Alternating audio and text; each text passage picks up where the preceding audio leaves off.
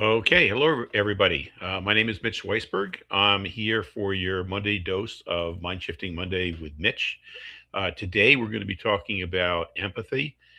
Specifically, we're going to be talking about finding your empathic power, because people think of empathy as uh, maybe there's too much empathy in society today. Like all the liberals are just so empathetic and sympathetic with everybody. They don't have the ability to uh, to stand up for themselves, or people think that gee, I need to understand this person so that I can manipulate them, which would be kind of a form of weapons grade empathy. But empathy is something a lot more complex than that, and that's what we're going to be going into. As I'm talking, it'd be great to have some comments from people on questions or comments about empathy. But I thought, let's start off a little bit about, like, so what is empathy? I, and I think empathy is all about connecting to and having compassion for another person. The opposite of empathy is really judgment or blame. And it's relatively easy to have empathy when everything's going well, right? You're feeling, oh, something's going well with me. Uh, I can support this other person. I can feel good about these other people. And it's a lot harder when start to go wrong, because when things start to go wrong, when we disagree with others, when we're not getting the results we want, we tend to get angry. We tend to argue. Uh, we tend to have a difficult time, and that results in this type of judgment. Like, we can blame ourselves, okay? And part of empathy is having empathy for ourselves, so we can blame ourselves. And, like, I do this all the time. I hit a bad shot when I'm playing tennis or platform tennis, and I say, you're such an idiot, or what a stupid thing, or I'll never get this game. Um, or I may start thinking of myself as a victim, like, oh, bad things always happen to me. I never get this right. And that's, again, the opposite of empathy. Empathy might be just like, oh, something, that was a bad shot. Let me go on to the next shot, and I can continue to get better. uh, when things go wrong, we can blame or we can judge others. Okay, we can say, that person just screwed up, and that's why everything is going wrong. Or that person is always so demanding, like it's their fault. Or we can judge the person like that person is wrong. Whereas empathy would be trying to understand what's going on with the person, and maybe then taking steps to make the whole situation better. And then we can judge or blame the circumstances, like, oh, something, I'm late because traffic is so bad. Or gee, so the internet wasn't so slow, I'd be able to, whatever the answer is. Or I'm just doing what everybody else is. I don't understand why people are criticizing me. Everybody else is doing it, so I'm just going along with the crowd. And so those are examples of blaming ourselves, or blaming or judging others, or blaming or judging circumstances. Um, but when I think of empathy, I think of it, and it's not just me. I mean, we think of empathy as having, as understanding others and feeling for others as two different parts of empathy. Let me just get a graphic here on the screen, and here it is. Okay. So in this graphic, you see that it's a 2 by 2 matrix, and on the vertical axis is what I would call cognitive empathy. Cognitive empathy is what we know, and on the horizontal axis is emotional empathy. And emotional empathy is what we feel. So a person might have low cognitive empathy and low emotional empathy, and that would place them on the lower left hand quadrant. They might have high cognitive empathy, but still might have low emotional empathy, or they might have high cognitive empathy and high cognitive empathy. So let's go through each one of those four situations. And let's start with the lower left hand corner, that low cognitive empathy. low emotional empathy. So this is a person who doesn't really intellectually understand what other people go through and doesn't really feel for them. And in that case, very often a person with low cognitive and low emotional empathy will manifest themselves in inappropriate responses because they don't know what the circumstances call for. They don't know what the other person expects. They're very often dismissing others, um, or and saying that the other people, oh, they're just too sensitive about this. Um, they A person who has low cognitive and low emotional empathy will very often not realize how their actions affect others, and um, and because of that, they'll have these inappropriate responses. Um, Very often, a person with low cognitive empathy and low emotional empathy will appear detached or cold. And so when we're interacting with other people, uh, making that type of assessment, is this a person who's actually trying to harm me? Is this a person who's doing things to make me feel bad? Or is this a person who might have low cognitive and low emotional empathy, and maybe perhaps this is a teachable moment, perhaps this is just something I can just let go of. And Next, let's go up, still with, let's say, low emotional empathy, but somebody who really is good at understanding others from an intellectual standpoint, high cognitive, low emotional empathy. This is really what I would call very often your weapons grade empathy. Okay. This is a person who understands how others feel, but they don't feel it. And this person could use their understanding of how others feel for selfish or harmful ends. Okay.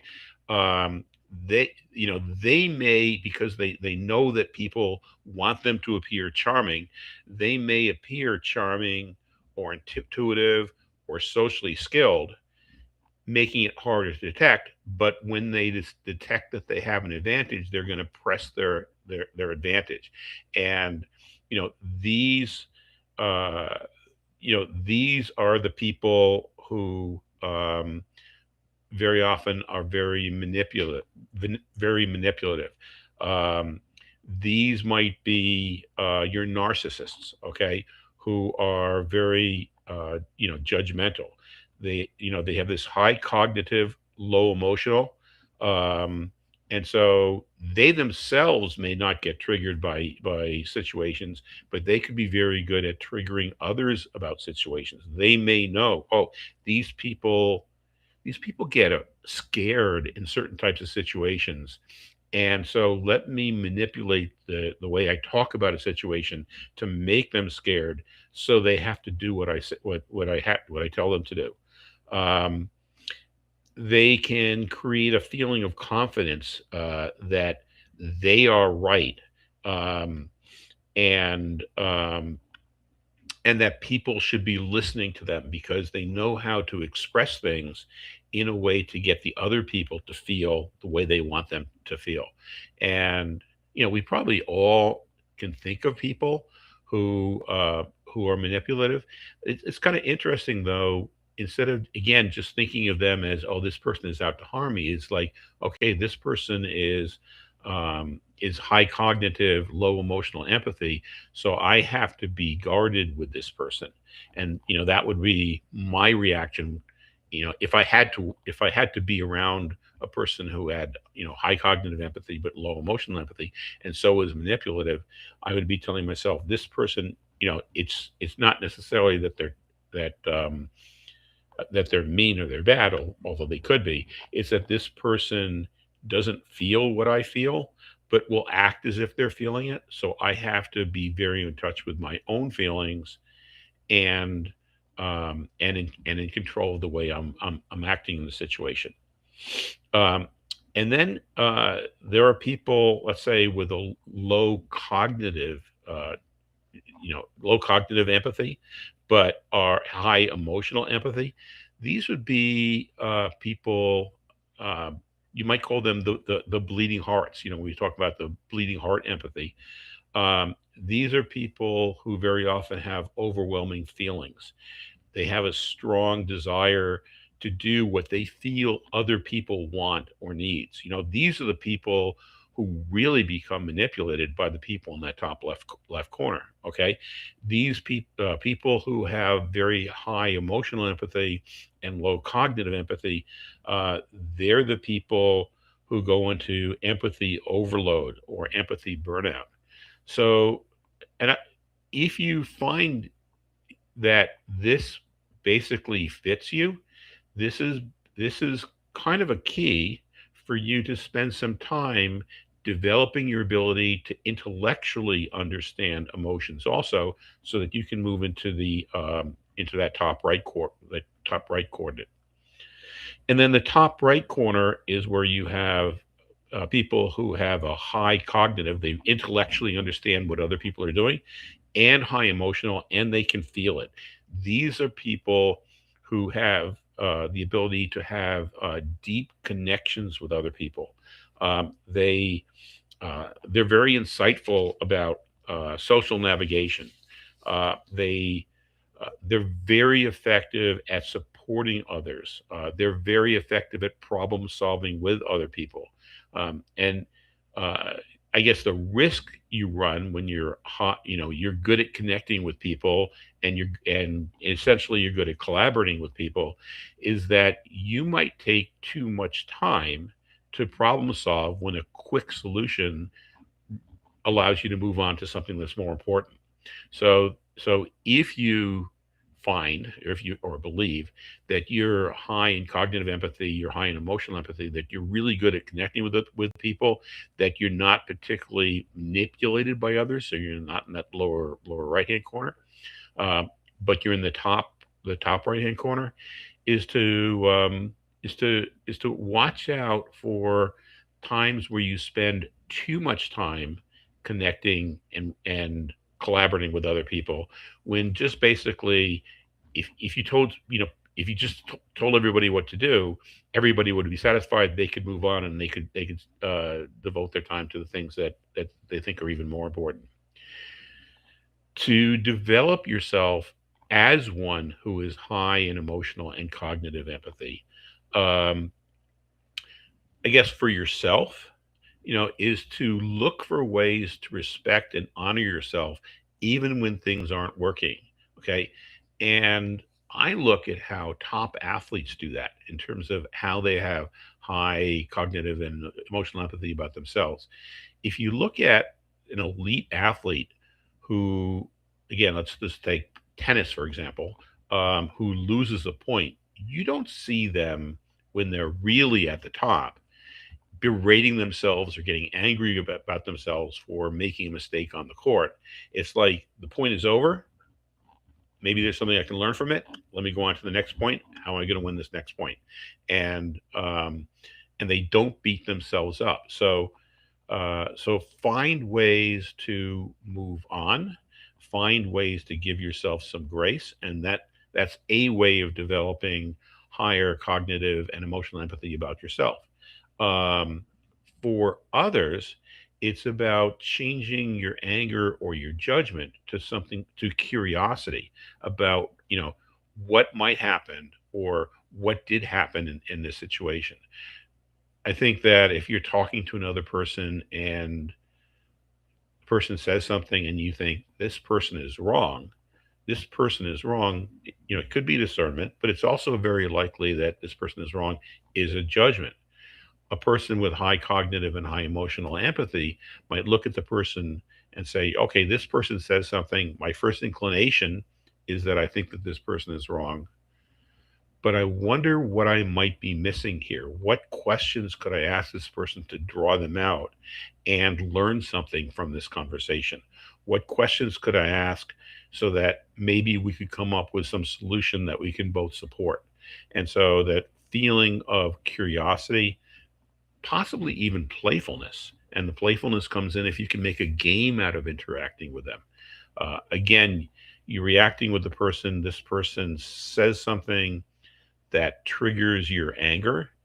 You realize, right now I'm angry, but that's not going to move us forward. I wonder if I could stay playful or curious through 5 responses. What are 5 things I could say to this person where even if after each one they say something triggering to me, I'll just take it and move on to the next thing and see if you can last 5 times, or if you get 5 times, maybe see if you can last 10 times. So, uh, you know, those are the types of things that we can do to develop um, our empathic powers. There's a lot of information about this in the mind shifting book. Stop your brain from sabotaging your happiness and success.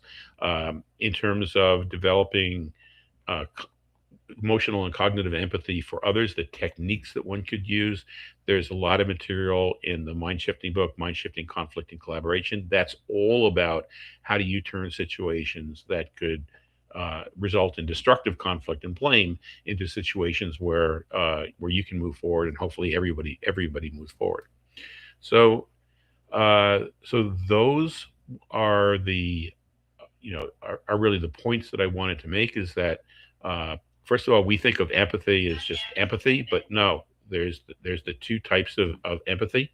That when we start thinking about other people in terms of their cognitive and emotional empathy, that takes us out of the blame mode and allows us to work with them. That when we look at ourselves and when we understand that we're angry at ourselves and we're blaming ourselves, having uh, the power to be able to then say, well, wait a minute, I'm not showing very much empathy for myself. Let me move on, or let me give myself some grace. We're increasing our empathy, and we're finding our empathic power. So if people have questions, you can put them into the chat. Otherwise, those are the topics that I really wanted to cover in this session. And I guess I'll see you next Monday on Mind Shifting with Mitch. Next Monday, let me just see what we're talking about next Monday. Um, Let me stop sharing my screen. And next Monday, we're going to be talking about learning to listen without an agenda, which is a key power to have if you want to be able to move forward with people to jointly solve problems rather than to get into destructive conflict. So, look forward to seeing you next week. And this is Mitch for Mind Shifting Monday with Mitch. Have a good rest of the week.